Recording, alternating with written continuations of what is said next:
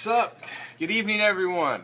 I am Ben Klein, the commish, the Hardcore Challenge, welcoming you again to another episode of Hardcore Challenge Live.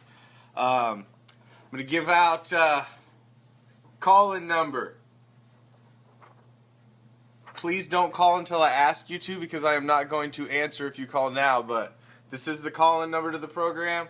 We're going to go over a rule that came up last year that was big controversy going into the playoffs. So that is our key topic today. And basically we got two orders of business tonight. We're going to try to make a decision on the tiebreaker rule that kept Stinky Pinky out of the playoffs. Our second order of business is the VP race update and candidate forum. I do believe we're going to have one VP candidate that we're going to have on the program tonight as our first guest. And, I think we're going to have another one tomorrow, possibly two. So one tonight, two tomorrow. So let's get into the first order of business, which is the tiebreaker rule. The tiebreaker rule, like I said, was a big controversy last season. Fantasy points have always been king in our league. We've always rewarded the owner who showed consistency start to finish. It's fantasy football. Points have always been king. And if you had more fantasy points through the course of the season, that was always a tiebreaker. However, the Hardcore Challenge does strive to mimic the NFL ownership in every way possible. And since we play a divisional schedule and we put a lot of weight on the divisional schedule that you have to play each one of your opponents twice, just like in the NFL, we should really hold more value in the head-to-head matchups, and I tend to agree with the point that this rule needs to be changed. Much like the Tuck rule that my Raiders got screwed with back in the day, it was an antique rule that set in the archives of the NFL, and until that particular instance happened, the rule did not need to come into effect. So that is basically what happened last year. That was a rule that always been on there. It had never come into effect where you had a team, Stinky Pinky, that defeated Tama Tears twice in divisional head-to-head matchup, but came down tied in record overall. But Tama Tears had the edge in fantasy points, even though they had lost head-to-head to Stinky Pinky twice. This gave Tama Tears their first ever Hardcore Challenge division title, their first ever Hardcore Challenge playoff berth, and so obviously they were in love with the way the rule worked out for them, and they just played the game as it was set up with the parameters that it was set up. Now, obviously, Stinky Pinky had a legitimate gripe, a legitimate qualm about it to bring to the table, and that is what we're going to go over today. So I want to put it out there. Anybody wants to call in, I gave you the call-in number. If you want to call in and speak on this, or just wait until after the show, and I'm going to put a poll up on the Facebook group page so you can cast your vote either way. So basically what we're looking at is the first tiebreaker that it comes to is making it just like the NFL is, where head-to-head matchups and your head-to-head games came out is the first determining tiebreaker. Of course, it'll fall back to the second or third tiebreaker still being fantasy points. Eventually, if it goes down the line, fantasy points will still end up probably being the ultimate tiebreaker. But if it comes down to you being tied with another division opponent and you beat that guy twice, you should win the division. Bottom line. We all knew that. We all knew, I think, in our heart's heart, that Stinky Pinky should have went into the playoffs as the division champion last season. But you can't change the rules at the 11th hour and when you're going into the playoffs and change the parameters then. Like I said, it's kind of like the Tuck rule. The errors in the rule were shown.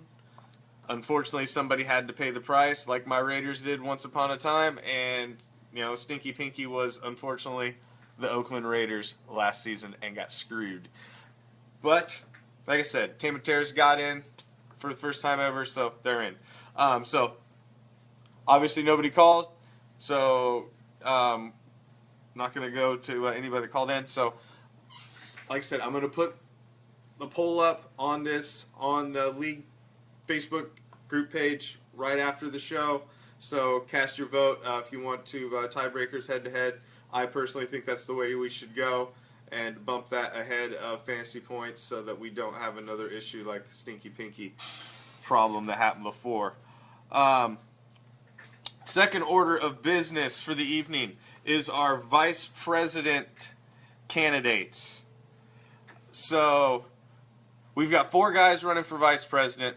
We've got Tom Mandick, who is the owner of I'm Thinking Arby's. He was our first vice president and has in total been vice president for 3 times in our league. He's also our current hardcore champion VP. He is again running for office. We also have Matt Herron, owner of the Beaver Street Roar. He is a 2-time former vice president in the league.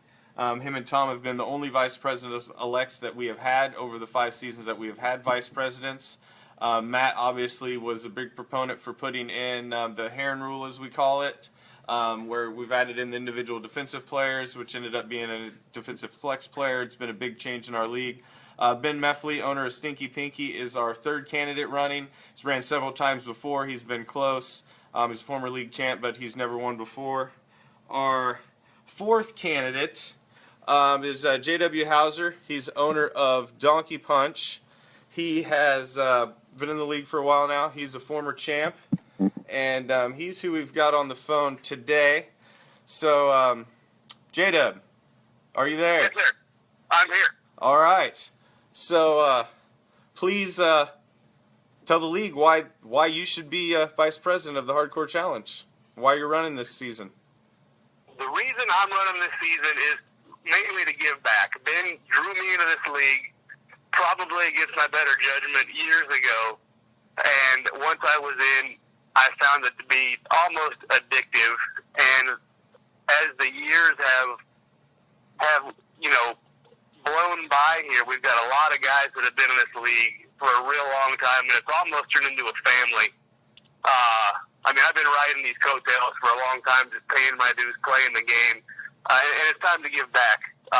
Ben, I lived in Tampa for a long time, worked very closely with Ben for a long time, and I see what he puts into this thing every year just to make it tick.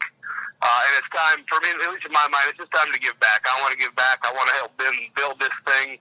A lot of us who have been in here for a long time, it's like a marriage. We kind of got to spice this thing up every now and again to get people to keep coming back.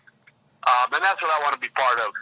Just to keep it going and keep it interesting. We haven't lost very many guys over the years and gals, and I kind of like to keep that together. So that's why I'm in it this year.